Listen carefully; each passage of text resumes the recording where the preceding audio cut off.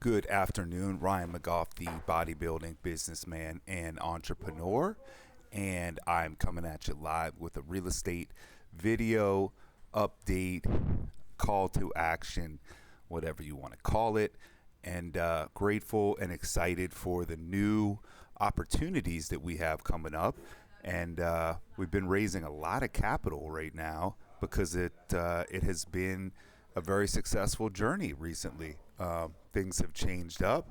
Things have progressed. The market has changed. And there's a lot of stuff sitting now in nicer areas that we haven't been able to get to before because of our capital means and our marketing and the heat of the market. So very excited about that. We have our next projects all coming up in areas in my backyard, places that I've grown up, places that I love.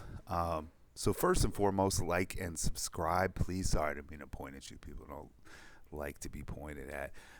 Please like and subscribe, first and foremost, if you're getting some value out of this video, and I hope you do, because it's all me trying to give you value in health, bodybuilding, business in general, investing, capital raising, rentals, all of the above. So, and I do all the above also. So that's my goal and my reason for being here. And I hope to give you something of value, and I hope to educate you. So please tell somebody else, share, like, and subscribe.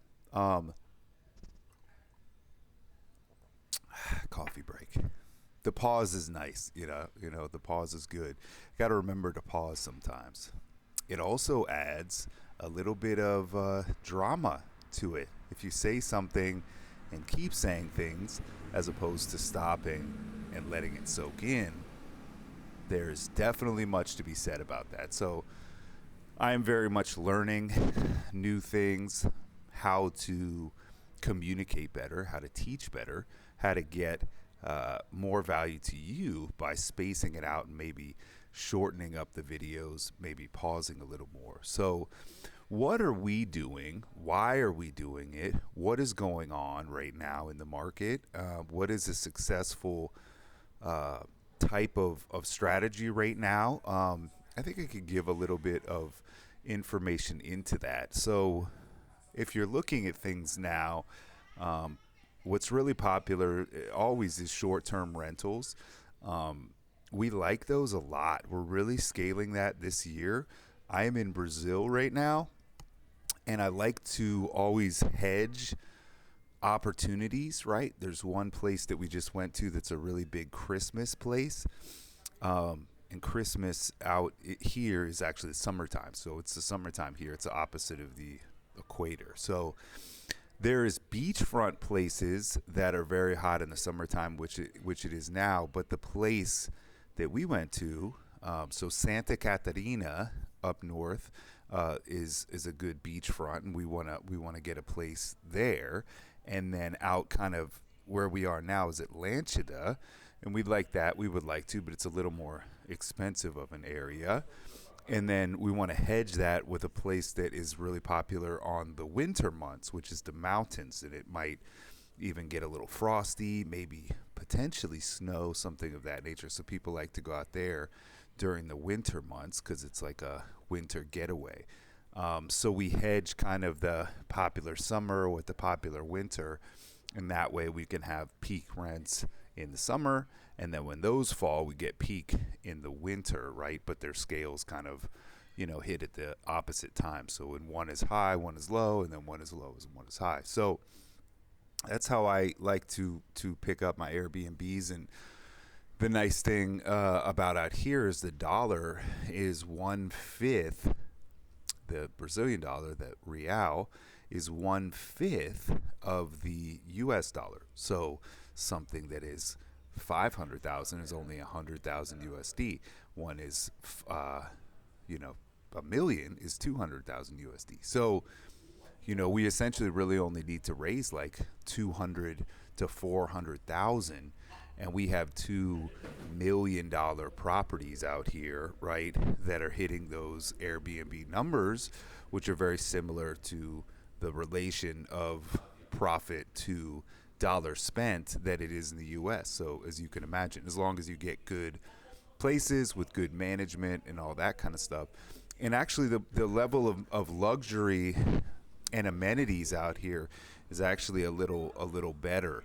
So you can find things that maybe don't generate as much profit, but they have like, go there and like they have a spa, they have a pool, gym, you know, a chocolatier, 4 restaurants, like, and I put some videos up about what the restaurant like breakfast looks like. It's like 5 minutes of video walking from one side to the other. Cakes, eggs, snacks, fruits, you know, a waffle maker, you know, all not like what you think of the U.S., but I mean a person actually doing omelets, a person doing waffles, you know, just miles and miles, it feels like, of food. And then a kids center for the kids to play in all day, watching them. So the amenity level out here is huge, where they maintain and do all the work for you in that regard. I mean, you need to kind of pull rentals and get your, you know, people put in the places, but the maintenance, fully furnished properties, and all that kind of stuff is potential out here. And what you get for that, you really feel like a king. I mean, I truly was there for a weekend. It was like insane what I was able to get out there. And yeah, so we're looking out here for those things. So that's a shorter capital raise than we usually would need. And then we've been raising capital like monsters out here, you know, just doing the same things that we do to get our properties. So we build systems, we have them follow up at the right times, we have them communicate, we add to our lists, we add to our groups. We're constantly going out and funneling into and building CRMs, building communicators, AI infused, all of it, right? And we're using all of these tools and resources at our demand, and we were just doing it for properties, right? Now we're getting, you know, 1 to 3 properties a month, but to be able to take that on, all right, we had this, you know, everything happens the way it happens. Year 1 was just learning. We had a few projects. I was swinging the hammer, literally sledgehammer, doing joists, demoing the whole house, doing all of it, right? And it's not, I didn't want to do that forever. And it was a lot of sacrifice and it was a lot of work. And I left the family, you know, I had my baby girl, and I had to leave for days at a time to go solve problems and do all that. And, you know, I think you go through what you grow through what you go through, and you have to go through what you go through. It's nothing, you know, that takes that takes on what work and hard work and constant hard work and constant habits and constant progression, what the return that gives. And so you have to do that, right? But I just had another video, and probably one will go today and one will go tomorrow, but they're very similar in that, right? And then and it's very much about it being intentional, right? So we start out doing that, like, obviously that's not how it is going to go, the process, right? It's not going to be like that forever. I'm not going to just swing the hammer and do all of the work on flips forever. The margins would be great, but I, you know, do a telecom. We do multiple other things. We have, you know, Airbnb. We have flips that we're doing, you know, 6 to 10 and beyond a year. We're in multifamily conversations with distressed multifamily. Like, it is not the best use of my time to be doing that. Now, we do have a model that cuts construction costs and allows us to monitor those and really keep track of and make sure those are doing well. That's one thing we really pride ourselves, because I am a contractor, if you will, an engineer, you know, an RF engineer, that kind of a person. I came in doing the work of cellular networks. So you start where you know, start where you can start, right, and evolve from there. But it isn't, you know, the idea to always be doing that. So, you know, now being able to put the right people in the right places, because we have a little more capital coming in, We have, our managers and our director of marketing and our construction manager, and our director of marketing. So they kind of act as these, pieces in the cogwheel that I get to give away the marketing now and the construction now, and really have these heads of these departments who are just making their own decisions, reading and understanding their challenges and processes, and they don't need me as much with the day to day. They're experts in their field, so they can go out and do and handle those, overcome those problems and issues and the small challenges that they have to deal with on a daily basis. So my job now, is really about raising the capital, meeting and bringing in the capital that can handle all of these projects, because one flip a year, right? Let's say you're averaging 20 to 40 grand, right? 20 to 40 grand, right? You're doing it all yourself. You might make 50 or 60 grand, right? But take that now, multiply it by, 10 flips a year. If we have to contract out some of the projects or contract out certain skills or trades, we can do that. And if we're doing 40 grand on average each project, right, five of those, right, we're looking at 100, 200 grand, something like that, if we can per quarter, if we can continue on that pace. So what you're looking at for the year almost doubles or quadruples, depending on how many projects you have.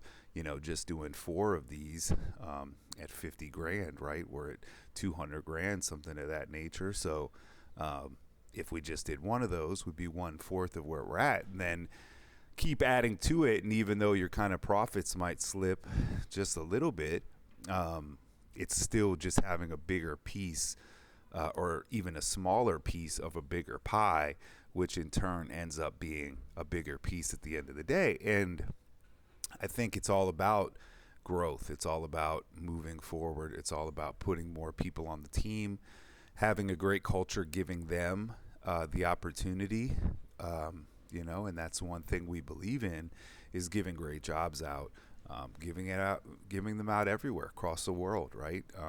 We do believe in giving anybody anywhere with a remote connection the ability to make a great salary with a great team in their own currency, and if they beat out people here for that same position, to me it doesn't really matter where they are, where they're from.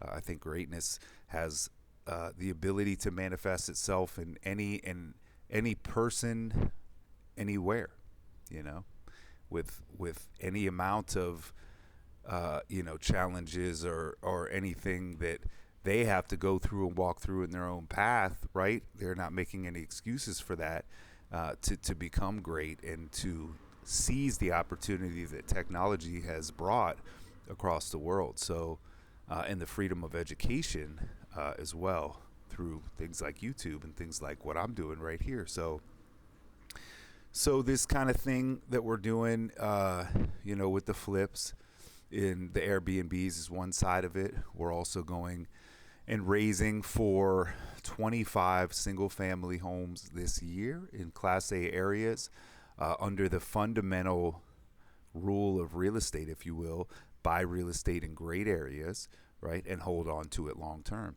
So we're building partners to raise $13.5 million and split rents, split the market rents in the area with those partners. We're doing value add, so we're making, if we can, 2 units if possible in those houses, or at least just renovating them, buying them at a severe 60 to 70% discount, and then our instant equity will be usually around $100,000 on each property on average. Usually the cash flow on average is going to be $2,000 a month about for our partners. So to just get instant equity plus cash flow, plus tax depreciation, we're going to do cost segregation studies on all these properties as well too, and all of it. So yeah, it's going to be a huge opportunity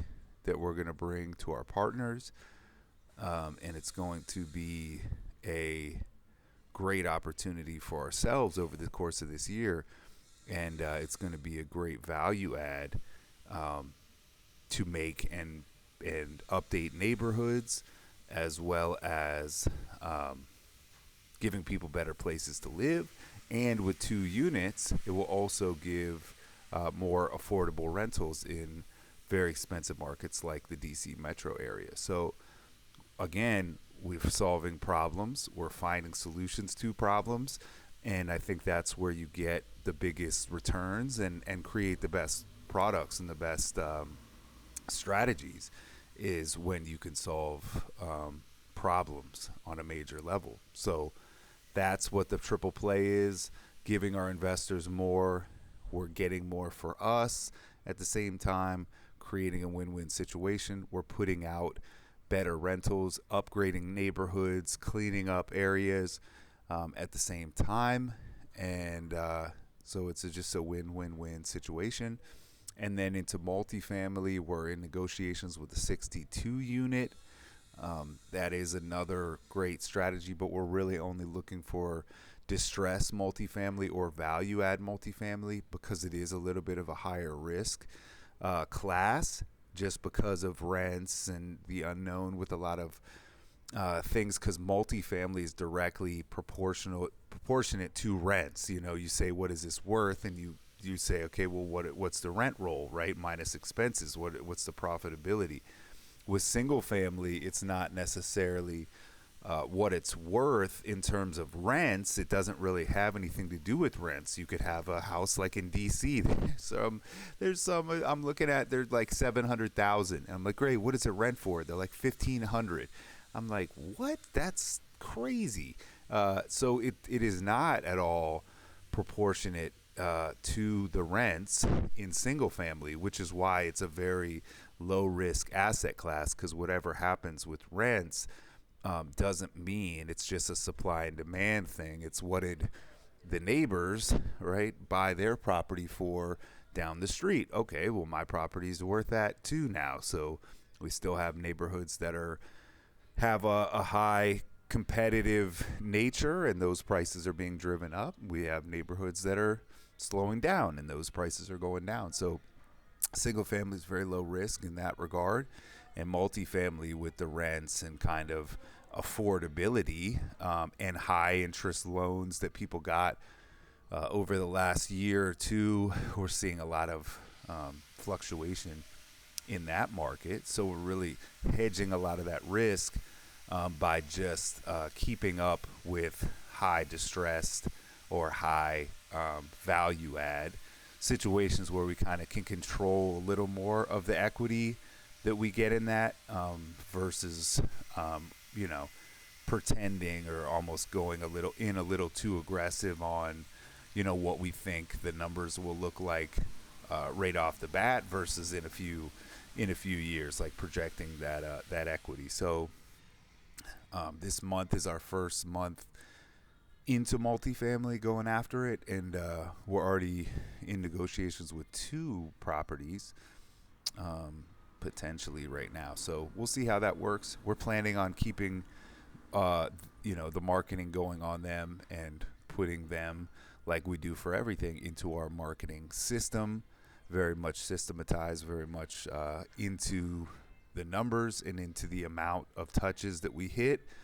So I'm not surprised if nothing hits now, but we'll see who's willing to make some choices and changes as we keep our marketing system live for those multifamily. So not to get into too much about that, but yeah, just becoming a little more intentional, really seeing and setting our path where we want to go, cutting out the fat, cutting out some of the systems that aren't producing, cutting out some of the places, locations, and houses types, like some of the abandoned or really bad area houses, that even though there's a good return on that, as the market was hot, we grab what we can get, right? But as the market cools off, some of those things that take a lot of our time, resources, cause problems, things get stolen, things don't show up, right? The time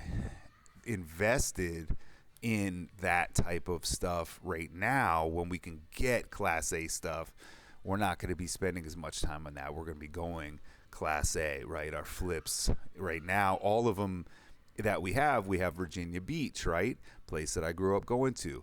We have an Airbnb at Snowshoe Mountain Resort, West Virginia, which is a place that I grew up going to. I haven't been able to get things in those areas, right? Our third one is Winchester, Virginia, which is a blowing up area. My friend lives there. I live in Harper's Ferry right next to it. We're having conversations with houses in Harper's Ferry, which is one of the biggest developing areas right now. There's like 1,000 houses being built there. So Winchester borders that. It's right next to it too. So some of these areas that we haven't been able to get things for a long time or ever since we started investing are now coming up, and we're getting at a huge discount. So we're sticking with that. We're sticking in that model and in that nice Class A. And so our flips are all in those areas. So that's the ones that are coming up. We also just got one that we close on, too, that's in Chesapeake Beach, Maryland, which is a beautiful area. I love the area so much. We're making 2 units out of it. I may even house hack it. Y'all know that I'm here in Brazil right now with no house because we put our house up for rent, because I'm an investor, man. I do it. Like I have a nice car, right? I was very strategic and intentional in that process, and I found a car that I love, which was a Tesla Model S, right? The P100, and I saw it hit a low that I hadn't seen it hit before, and so I pulled the trigger on it, right? I knew it was at a moment of decline and it would be going back up. Why did I know that? Because Tesla is about to be on the forefront of putting their batteries and their operating systems in all of the other cars as well now. So there's obvious that they're not going anywhere. So yeah, it's just about reading the market, making an intentional decision, right? So I do that with everything that I do. So this Ward's Chapel, being one of our first triple play properties, will allow me to take a look at how it all works, right? It has a second unit in the basement.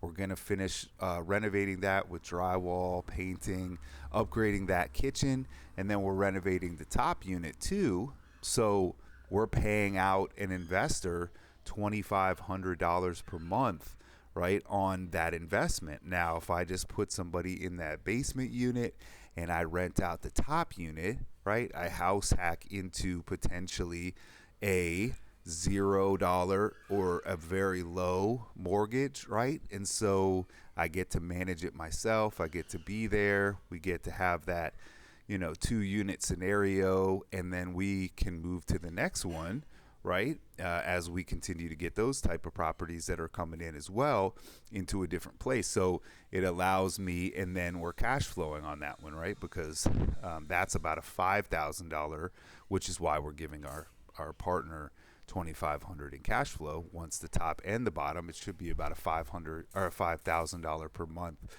cash flowing unit. So just a lot going on. I'm an investor. I invest. I do it on my own properties. I'm always surprised when you see like a real estate company or something of that nature, like leasing a building. And I always get it. Like, I understand you got to do that sometimes, but I'm always wondering, like, why wouldn't they buy a building, and create equity over time by owning it, being in the real estate industry? So I don't just talk about it, y'all. I live it in everything that I do. I love investing. I love reading market trends. I absolutely love waiting for something to fall below a threshold and making an informed decision and knowing enough facts to make an informed decision. But this is my everything, right? I do it for my own. I would not pack my own house up, right? Put it all in storage, rent my house out to be cash flow positive while in Brazil for 3 months in the summertime. Here, it's not the summertime there. while my business fully operates on its own because I've been working to make sure that it does and can operate without me.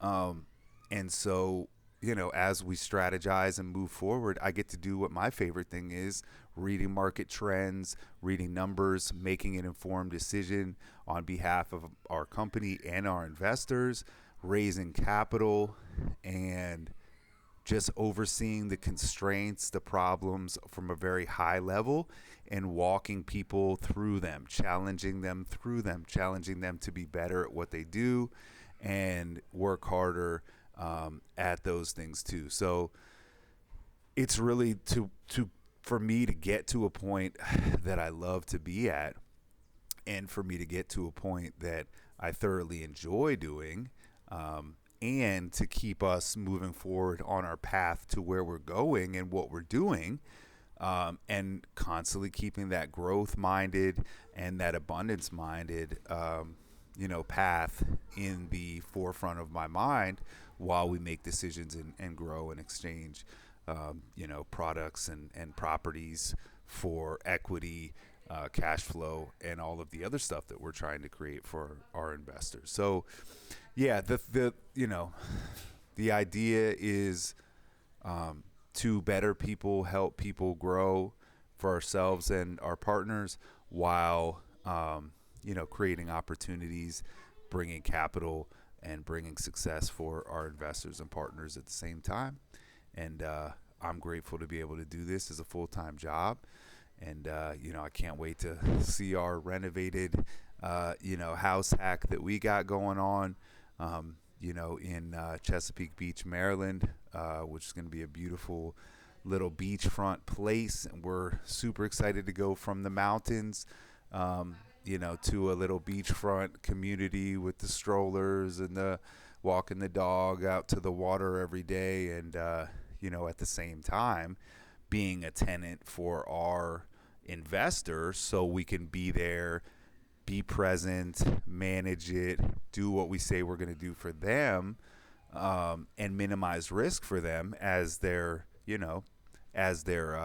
tenants, while kind of thoroughly looking at, seeing the process, overseeing it, from a very close perspective, until we kind of are ready to move to the next one and continue that kind of process of using personal and primary property loans to get the best rates for ourselves, and continue moving every few years to be able to do that, and push ourselves to grow into a new place and a better place every so often, so we don't get complacent and we're constantly buying better real estate in better areas and challenging ourselves to find out how we can make it work in those areas, and push ourselves to do that. So as I push everybody in my company to be better and challenge themselves,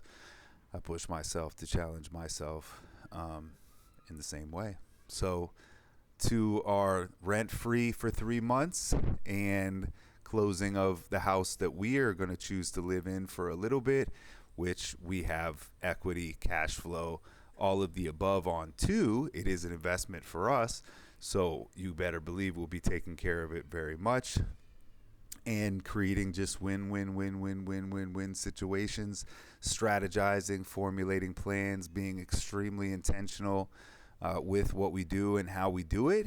And for now, the next 2 months, living rent-free, which is amazing. I'm putting that mortgage away like, wait, what?